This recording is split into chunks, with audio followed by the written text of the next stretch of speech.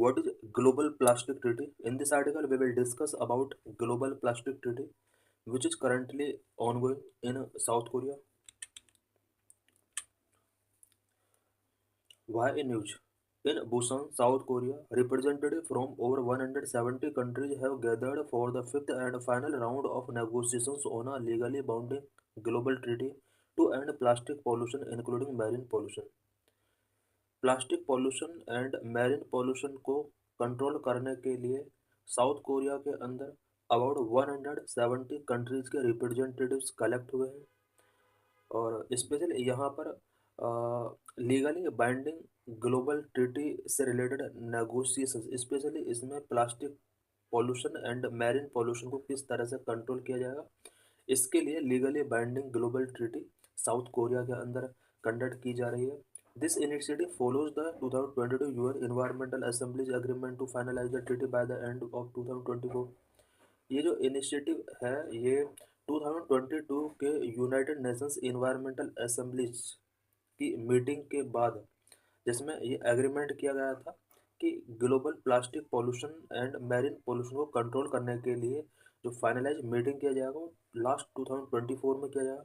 Current का ये meeting उसी एग्रीमेंट का पार्ट है जो करंट में साउथ कोरिया के अंदर हेल्ड हो रहा है. Background of treaty. What was resolution to end plastic pollution. Plastic pollution से रिलेटेड क्या रेजोल्यूशन यहाँ पर टेकिंग किया गया था. In 2022 the United Nations Environment Assembly passed a resolution to end plastic pollution.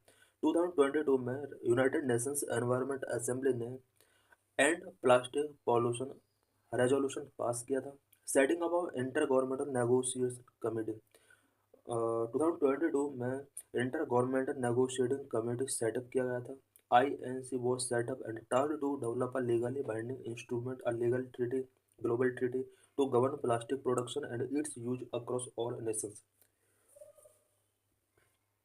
2022 में जो meeting United Nations Environment assembly का हेल्ड किया गया था इसमें INC सेटअप किया गया था और इसको मेनली टास्क दिया गया था कि कोई लीगली बाइंडिंग ग्लोबल ट्रीटी इसके द्वारा कंडक्ट कराया जाए so that plastic pollution and इसके यूज को ऑल नेशंस में गवर्न किया जा सके. Global plastic treaty. In 2022, 175 nations agreed to develop a legal binding agreement on plastic pollution by 2024 to reduce greenhouse gas emissions from plastic production, use and disposal. 2022 में about 175 Nations के representative agree हुए थे इस चीज़ को लेकर कि पूरे world level पर प्लास्टिक के प्रोडक्शन, यूज एंड डिस्पोजल की वजह से जो ग्रीन हाउस गैस एमिशंस हो रहे हैं इसको रिड्यूस करने के लिए एक लीगली बाइंडिंग एग्रीमेंट की ज़रूरत है. Why there is a need for a global plastic treaty. Global plastic treaty की नीड क्यों है. Number one, growing dependence on plastic क्योंकि वर्ल्ड में प्लास्टिक पर डिपेंडेंसी बहुत ज़्यादा ग्रो हो रही है. Number two, plastic waste and environmental crisis. Current में पूरे वर्ल्ड के अंदर प्लास्टिक वेस्ट की वजह से एनवायरमेंटल क्राइसिस शो हो रहे हैं. Number three, impact on environment and health. Plastic की वजह से एनवायरमेंट हेल्थ के ऊपर नेगेटिव इम्पैक्ट शो हो रहे हैं. Plastic's role in climate change. Climate change में प्लास्टिक का रोल बहुत बढ़ता चला जा रहा है. Number five, India's contribution to plastic pollution. India का क्या कंट्रीब्यूशन है प्लास्टिक पॉल्यूशन को इंक्रीज करने में. Growing dependence on plastic. Plastic's adaptable and versatile properties have made it indispensable, which leads to a surge in global production, doubled from 324 million ton in 2000 to 460 million ton in 2019. Because plastic adaptable है and versatile property इसके अंदर होती है, यही वजह है कि ये इंडिस्पेंसेबल बन चुका है. इट मीन्स ये पीपल के लिए एक नेसेसरी कंपोनेंट बन चुका है जिसकी वजह से प्लास्टिक का ग्लोबल प्रोडक्शन बहुत ज़्यादा इंक्रीज हुआ है. 2000 में जहाँ पर 234 मिलियन टन प्लास्टिक प्रोडक्शन किया जाता था वहीं 2019 में 460 मिलियन टन प्रोडक्शन इसका बढ़ गया. इट मीन्स ये 19 ईयर में इसका प्रोडक्शन डबल हो चुका था. By 2014 plastic production is projected to reach 700 million ton. 2040 तक एक्सपेक्ट किया जा रहा है कि प्लास्टिक का प्रोडक्शन 700 मिलियन टन तक रीच कर सकता है। Number of plastic waste and environmental crisis, plastic decomposition takes 20 to 500 years with less than 10% recycled till now। Plastic decomposition 20 to 500 years तक का टाइम लेता है, और अभी तक जितना प्लास्टिक प्रोडक्शन पूरे वर्ल्ड के अंदर हुआ, ओनली 10% उसका रिसाइकल किया जा सका है। Currently, annual plastic waste generation is approximately 400 million ton and could increase by 62% by 2050। Current में annual plastic waste generation 400 million ton yearly किया जाता है, और टू 2050 तक ऐसा एक्सपेक्ट किया जा रहा है कि 62% तक ये प्रोडक्शन इंक्रीज हो सकता है। ईयरली का ये डाटा है।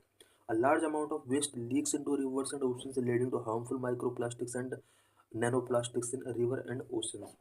नेक्स्ट प्रॉब्लम इसमें यह है कि प्लास्टिक वेस्ट का एक large part rivers and oceans के अंदर लीक कर दिया जाता है, जिसकी वजह से ओशंस एंड रिवर्स के अंदर micro plastics and nano plastics का जो नंबर है वो इंक्रीज हो रहा है, और इसकी वजह से मैरिन बायोडाइवर्सिटी के लिए कहीं ना कहीं डेंजर्स पोज होते हैं। Number 3, impact on environment and health, plastic waste threatens human health and ecosystems. Plastic waste की वजह से ह्यूमन हेल्थ एंड इकोसिस्टम के लिए थ्रेटन्स क्रिएट होते हैं। Chemicals in plastic can cause various problems such as endocrine disruptions, cancer, diabetes, reproductive disorder and neurodevelopmental impairment. Plastic waste की वजह से ह्यूमन हेल्थ एंड इकोसिस्टम के threat के साथ साथ यहाँ पर कुछ हेल्थ से related problems such as endocrine disruptions हो सकते हैं। Cancer, diabetes, reproductive disorder, neurodevelopmental impairment जैसी प्रॉब्लम्स ह्यूमंस के अंदर इंक्रीज हो सकती है। Marine fresh water and terrestrial species are severely affected.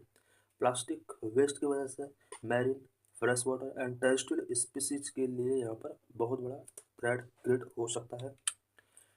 Plastics role in climate change. Plastic production and waste management contribute significantly to greenhouse gas emissions। Plastic production में और plastic waste management के process में green house gas emissions होते हैं। Plastic accounted for 3.6% of global emissions in 2020, primarily from fossil fuel based production। Emissions could increase by 20% by 2050 trends persist। Global emissions में plastic waste का contribution 3.6% है, 2020 के हिसाब से डाटा है। फॉसिल फ्यूल बेस्ड जितने भी प्रोडक्शंस होते हैं प्लास्टिक के, उनका भी ग्लोबल एमिशंस में बहुत बड़ा रोल है। इट मीन्स प्लास्टिक प्रोडक्ट को मेकिंग करने के लिए फॉसिल फ्यूल बेस्ड जितने भी इंडस्ट्री फैक्ट्रीज हैं, उसकी वजह से भी ग्लोबल एमिशंस यहाँ पर बहुत ज़्यादा इंक्रीज हो रहे हैं। 2050 तक एक्सपेक्ट किया जा रहा है कि ये 20% तक इंक्रीज हो सकता है। India's contribution to plastic pollution. Our country, India is the largest contributor to global plastic pollution, which accounting for 20% of the emission, 9.3 million ton annually, surpassing Nigeria 3.5 million ton, Indonesia 3.4 million ton, and China 2.8 million ton। Current में India global plastic pollution के लिए largest contributor बन चुका है। Overall emissions का 20% के लिए country India responsible है। India annually 9.3 million ton global plastic pollution generate करता है, जबकि Nigeria 3.5 million ton, Indonesia 3.4 million ton and China 2.8 million ton global plastic pollution generate करता है। India stands on the global plastic treaty. Global plastic treaty पर India का क्या stand रहा है? Number of opposition to production cap. Because इस treaty के अंदर कुछ प्लास्टिक कंपोनेंट के प्रोडक्शन को कैप करने के लिए यहाँ पर इनिशिएटिव्स लिए गए हैं, और इंडिया ने इसका ओपोज किया है। India opposes restrictions on polymer production, arguing that such measures violate the UNEA 2022 resolutions mandate. India ने पॉलीमर प्रोडक्शन के रेस्ट्रिक्शंस को कहीं ना कहीं ओपोज किया है, बिकॉज इस ट्रीटी के अंदर पॉलीमर प्रोडक्शन पर कैपिंग करने का प्रोविजन किया गया था, पर इंडिया ने इस रेस्ट्रिक्शन को या कैपिंग को ओपोज किया। इंडिया ने कहा है कि UNEA 2022 का जो रेजोल्यूशंस है कहीं ना कहीं उसका वायलेशन है। Number 2, focus on financial and technical assistance. India advocates for a technology transfer of financial aid and technical support part of the treaty's core provision। Treaty के कोर प्रोविजन के तौर पर इंडिया ने कहा है कि कंट्रीज को एक दूसरे के लिए टेक्नोलॉजिकल सपोर्ट प्रोवाइड कराना चाहिए, financial aid and technical support यहाँ पर सभी कंट्रीज को पुअर कंट्रीज के लिए कराना चाहिए। Regulation of harmful chemicals. Regulation on harmful chemicals in plastic production should be based on scientific studies and regulated domestically.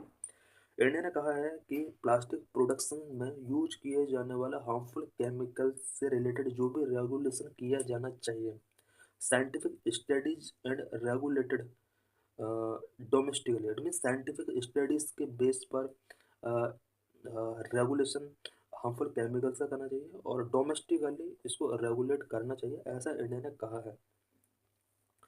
Approach to plastic phase out. In 2022, while India banned 19 categories of single-use plastic, it emphasized that any phase out in the treaty should be pragmatic and driven by national circumstances. 2022 में India ने 19 categories of single plastic use ban किए थे और India ने emphasise किया था कि plastic phase out से रिलेटेड जो ट्रीटी है ये नेशनल सर्कमस्टेंस के हिसाब से फेज आउट से रिलेटेड यहाँ पर रेगुलेशन करना होगा। इन 2022, India brought plastic waste management amendment rule which banned 19 categories of single use pattern। 2022 में इंडिया ने plastic waste management amendment rule 2022 brought किया था जिसमें 19 कैटेगरी के सिंगल यूज प्लास्टिक को यहाँ पर बैन किया था। Safe waste management mechanism. India demands for mechanism to assess infrastructure needs, financial requirement and predictable funding for scientific and safe waste management। India ने डिमांड किया है कि सभी कंट्रीज को पुअर कंट्री के लिए फाइनेंशियल असिस्टेंस प्रोवाइड कराना चाहिए एंड प्लास्टिक वेस्ट मैनेजमेंट से रिलेटेड फंड्स को साइंटिफिक बेस पर प्रेडिक्टेबल करना होगा so that safe waste management किया जा सके।